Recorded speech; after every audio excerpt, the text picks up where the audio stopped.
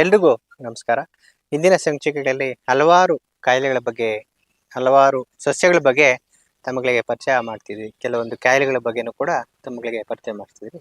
ಇವತ್ತು ಒಂದು ವಿಶೇಷವಾಗಿರ್ತಕ್ಕಂಥ ಕಾಯಿಲೆ ಬಗ್ಗೆ ನಾವು ಮಾತಾಡೋದಕ್ಕೆ ಇಷ್ಟಪಡ್ತೀವಿ. ಏನು ಗುರುಗಳೇ ಆಗಿದ್ರೆ ವಿಶೇಷ ಅಂತ ಹೇಳಿದ್ರೆ, ಇವತ್ತು ನೋಡಿ, ಅದು ವಿಜ್ಞಾನ ಕೂಡ ನಂಬೋ ಅಂತ ಮಾತಲ್ಲ, ವಿಜ್ಞಾನಕ್ಕೆ ಸವಾಲಾಗಿರೋ ಅಂಥ ಕಾಯಿಲೆ ಅಂತ ನಾವು ಹೇಳೋದಕ್ಕೆ ಇಷ್ಟಪಡ್ತೀವಿ. ಏನಾಯ್ತು ವಿಜ್ಞಾನಕ್ಕೆ ಸವಾಲಾಗಿರ್ತಕ್ಕಂಥ ಕಾಯಿಲೆ ಅಂತ ಹೇಳಿದ್ರೆ ಮದ್ದಿಡಿ.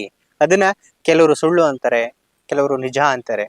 ಅದು ಅನುಭವಿಸಿರೋರ್ಗೆ ಮಾತ್ರ ಗೊತ್ತಾಗುತ್ತೆ ಆ ವ್ಯಾಧಿ ಕಷ್ಟ ಏನು ಅಂತ. ಕೆಲವರು ಹೇಳ್ತಿರ್ತಾರೆ ಬಲ್ಲವನ್ನೇ ಬೆಲ್ಲ, ಬೆಲ್ಲದ ಸಿಹಿಯನ್ನ ಅಂತ. ಹಾಗೆ ಇದು ಅನುಭವಿಸಿರೋರ್ಗೆ ಮಾತ್ರ ಗೊತ್ತು ಆ ಕಷ್ಟ ಏನು ಅಂತ. ಹಾಗಿದ್ರೆ ಏನದು ಕಾಯಿಲೆ? ಮದ್ದಿಡಿ.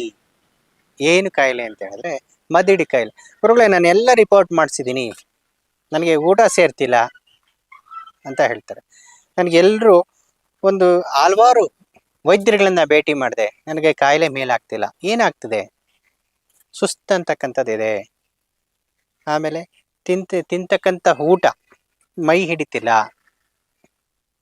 ಮತ್ತೆ ನಾನು ಸ್ವರ್ಗ ಹೋಗ್ತಾ ಇದ್ದೀನಿ. ಸ್ವರ್ಗ ಹೋಗೋದಂದ್ರೆ ಹಾಡು ಭಾಷೆಯಲ್ಲಿ ಸಣ್ಣ ಆಗೋದು. ದೇಹ ಕುಗ್ಗಿ ಹೋಗ್ತಾ ಇದೆ. ಯಾವುದ್ರಲ್ಲೂ ಕೂಡ ಆಸಕ್ತಿ ಇಲ್ಲ, ಏನದ್ರಲ್ಲೂ ಕೂಡ ಆಸಕ್ತಿ ಇಲ್ಲ. ಮಲಗನ ಅಂತ ಹೋದ್ರೆ ನಿದ್ದೆ ಬರೋದಿಲ್ಲ, ಕೂತಿರ್ಬೇಕಾದ್ರೆ ನಿದ್ದೆ ಬರುತ್ತೆ. ಆಲಸ್ಯ, ಯಾರ ಹತ್ರನೂ ಕೂಡ ಮಾತಾಡೋಕ್ಕೆ ಇಷ್ಟ ಆಗೋದಿಲ್ಲ. ಅದು ನೋಡಿ, ಮದ್ದಿಡಿ ಅಂತಕ್ಕಂಥದ್ದು ಆದಾಗ ಮತ್ತೊಂದು ಕೂಡ ಅದು ಯಥೇಚ್ಛವಾಗಿ ಆ ಸಿಂಪ್ಟಮ್ಸ್ ಅನ್ನ ಹೇಳೋದಕ್ಕೆ ನಾವು ಇಷ್ಟಪಡ್ತೀವಿ. ಇಷ್ಟೆಲ್ಲ ಕಾಡ್ತಿರುತ್ತೆ. ಮತ್ತೊಂದು ಏನ್ ಮಾಡುತ್ತೆ ಅಂತ ಹೇಳಿದ್ರೆ, ಯಾವಾಗ್ಲೂ ಸಾವಿನ ಕಡೆ ಸೂಚನೆ ಕೊಡ್ತಾ ಇರುತ್ತೆ. ಸತ್ತೋಗ್ಬಿಡೋಣ ಅನ್ಸ್ತಿರುತ್ತೆ. ಇನ್ನೊಂದು ಮನ್ಸು, ಎರಡು ಮನ್ಸು ಆಗ್ಬಿಟ್ಟಿರ್ತಾಗ. ಇನ್ನೊಂದು ಮನ್ಸು ಏನ್ ಮಾಡ್ತಾ ಅಳಿಸ್ತಿರುತ್ತೆ. ಸುಮ್ನೆ ಆದ್ರೂ ಅಳ್ತಿರ್ಬೇಕು. ಯಾರ ಜೊತೆನೂ ಸೇರೋಕೆ ಇಷ್ಟ ಆಗಲ್ಲ, ಯಾರು ಮಾತನ್ನು ಕೇಳೋದಕ್ಕೆ ಇಷ್ಟ ಆಗಲ್ಲ. ಮತ್ತೆ ಆ ಮದ್ದಿಡಿ ಆದಾಗ ಕತ್ತಲನ್ನ ತುಂಬಾ ಇಷ್ಟಪಡ್ತಕ್ಕಂಥದ್ದು ಆಗುತ್ತೆ. ಆನಂತರ ಇನ್ನೊಂದು ಏನಪ್ಪಾ ಅಂತ ಹೇಳಿದ್ರೆ, ಒಬ್ಬರೇ ಎಲ್ಲಾದ್ರೂ ನಡ್ಕೊಂಡು ದೂರ ಹೋಗ್ತಿರೋಣ, ಈ ರೀತಿ ಒಂದು ಕಾಣಿಸ್ತಕ್ಕಂಥದ್ದು ವ್ಯಾಧಿ ಮದ್ದಿಡಿ ವ್ಯಾಧಿ. ಇದು ಆಯುರ್ವೇದಿಕ್ ಅಲ್ಲಿ ತುಂಬಾ ಯಥೇಚ್ಛವಾಗಿ ಕಾಡುತ್ತೆ. ನಂತರ ಭೂತ ವೈದ್ಯಕ್ಕೂ ಕೂಡ ಇದು ಸಂಬಂಧಪಡುತ್ತೆ. ಮದ್ದಿಡಿ ಅಂತಕ್ಕಂಥದ್ದು ಭೂತ ವೈದ್ಯಕ್ಕೂ ಕೂಡ ಸಂಬಂಧಪಡುವಂತ ವ್ಯಾಧಿ ಇದು. ಹಾಗಾಗಿ ಇದನ್ನ ಯಾವ ರೀತಿ ಪತ್ತೆ ಹಚ್ಚಬೇಕು ಗುರುಗಳೇ ನಾವು ಅಂತ ಹೇಳಿದಾಗ, ನೋಡಿ, ಅದನ್ನ ನೀವು ಮನೆಯಲ್ಲೇ ಪತ್ತೆ ಹಚ್ಚಬಹುದು. ಕಾಯಿಲೆ ನನ್ಗಾಗಿದ್ವಿ, ಇದು ಯಾವುದೇ ಒಂದು ಮೆಡಿಕಲ್ ರಿಪೋರ್ಟ್ಗೆ ಸಿಗದೇ ಇರೋಂಥ ಕಾಯಿಲೆ. ಅನುಭವಿಸೋರ್ಗೆ ಮಾತ್ರ ಗೊತ್ತಾಗುತ್ತೆ ಆ ಕಾಯಿಲೆದ ನೋವೇನು ಅಂತ. ಹಾಗಾಗಿ ಇವತ್ತು ನೋಡಿ, ಆ ಕಾಯಿಲೆನ ಯಾವ ರೀತಿ ಕಂಡುಹಿಡಿಯಬೇಕು? ಪ್ರಥಮವಾಗಿ ಕಂಡುಹಿಡಿಯತಕ್ಕಂಥದ್ದು ಹೇಗೆ ಅಂತ ಹೇಳಿದ್ರೆ, ಬೆಳ್ಳಿ, ನಮ್ಮ ಕೈಲಿ ಇರ್ತಕ್ಕಂಥ ಅದೊಂದು ಬೆಳ್ಳಿ, ಚೆನ್ನಾಗಿರೋ ಶುದ್ಧವಾಗಿರ್ತಕ್ಕಂಥ ಬೆಳ್ಳಿಯನ್ನ ತಗೊಂಡು ಕೈಗೆ ತಿಕ್ಕ ಅಂತದ್ದು. ಕೆಲವ್ರು ಹೇಳ್ತಾರೆ ಇದೆಲ್ಲ ಸುಳ್ಳು ಮೋಸ ಅಂತ. ಅದು ನಂಬಿಕೆ ಇದ್ದವ್ರು ಮಾತ್ರ ಮಾಡಿ, ಇಲ್ಲಾಂದ್ರೆ ಬಿಟ್ಬಿಡಿ. ಇದನ್ನ ಈ ರೀತಿ ತಿಕ್ಕಿದಾಗ ಒಂದು ಕಪ್ಪು ಗೆರೆ ಬರುತ್ತೆ. ನಮ್ಗೆ ಕ್ಲಿಯರ್ ಇದೆ, ಯಾರಿಗೂ ಇಲ್ಲಿ ಇಲ್ಲ ಅಂತ ಅನ್ಕೊಂತೀವಿ. ನಮ್ಮ ಕ್ಯಾಮ್ರಾಮನ್ ಕೂಡ ಒಂದ್ಸಲ ಯೂಸ್ ನೋಡೋಣ ಬನ್ನಿ. ಸೋಮಶೇಖರಣ, ಒಂದ್ಸಲ ನಿಮ್ಗೂ ಕೂಡ ಪರಿಚಯ ಮಾಡಿ ನೋಡೋಣ.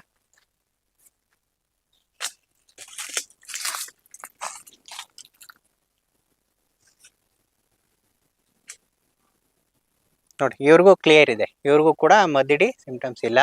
ನೀನು ಬಾಪ ನೋಡೋಣ. ನಮ್ಮ ಹುಡುಗ ಇನ್ನೊಬ್ಬ ಇದ್ದಾನೆ, ಅವನಿಗೂ ಕೂಡ ಕೆಲವೊಂದ್ಸರಿ ತಿಕ್ ನೋಡ್ತೀವಿ. ಇವನಿಗೂ ಕೂಡ ಇಲ್ಲ. ಇದು ಯಾವುದೇ ಮ್ಯಾಜಿಕ್ ಅಲ್ಲ, ಮದ್ದಿಡಿ ಆಗಿರೋರ್ಗೆ ಮಾತ್ರ ಈ ಸಿಂಪ್ಟಮ್ಸ್ ತೋರ್ಸೋ ಅಂಥದ್ದು. ಮತ್ತೆ ಇನ್ನೊಂದು ಬಗೆ ಇದೆ ಮದ್ದಿಡಿನ ಕಂಡುಹಿಡಿತಕ್ಕಂಥದ್ದು, ಅದನ್ನು ಕೂಡ ತಮಗೆ ತಿಳಿಸೋದಕ್ಕೆ ಇಷ್ಟಪಡ್ತೀವಿ.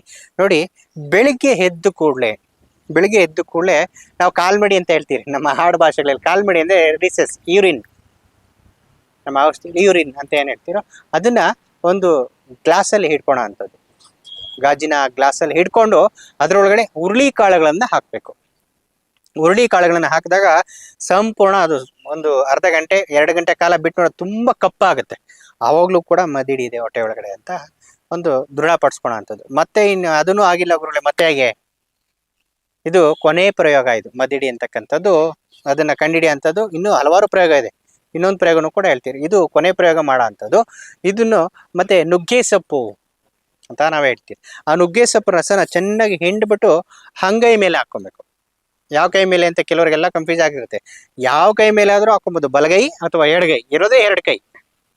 ಬಲಗೈ ಎಡಗೈ ಯಾವ ಕೈ ಮೇಲಾದ್ರೂ ಹಾಕೊಂಡು ಅದನ್ನ ಒಂದ್ ಸ್ವಲ್ಪ ಹೊತ್ತು ಸೂಕ್ಷ್ಮವಾಗಿ ಒಂದು 20 ನಿಮಿಷ 10 ನಿಮಿಷ ಈ ರೀತಿ ಇಟ್ಕೊಂಡಾಗ ಅದು ಒಂದು ಮೊಸರು ತರ ಹೆಪ್ ಕಟ್ಟುತ್ತೆ, ಕಪ್ಪಾಗಿ ಮೊಸರು ತರ ಹೆಪ್ ಕಟ್ಟುತ್ತೆ, ಒಂದು ಬ್ಲಾಕ್ ಸರ್ಕಲ್ ಅಂತ ಏನ್ ಹೇಳ್ತೀರೋ ಅದು ಕಟ್ಟುತ್ತೆ.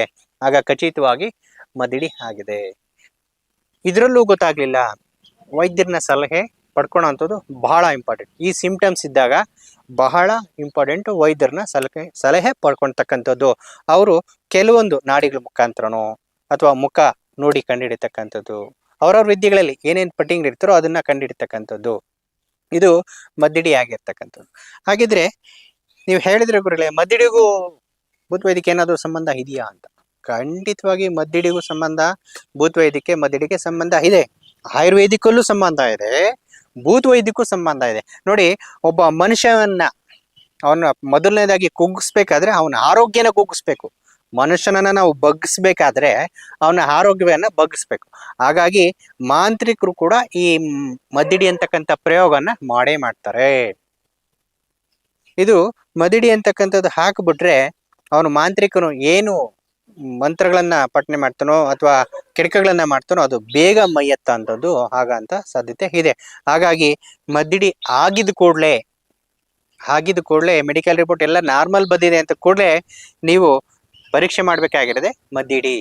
ಈ ಪರೀಕ್ಷೆ ಮಾಡ್ಕೊಳ್ಳಿ, ಆರೋಗ್ಯನ ಸುರಕ್ಷತೆಯಿಂದ ನೋಡ್ಕೊಳ್ಳಿ ಅಂತ ಹೇಳ್ತಾ ಇವತ್ತಿನ ಕಾರ್ಯಕ್ರಮನ ಮುಗಿಸ್ತಾ ಇದ್ದೀವಿ. ನಮಸ್ಕಾರ.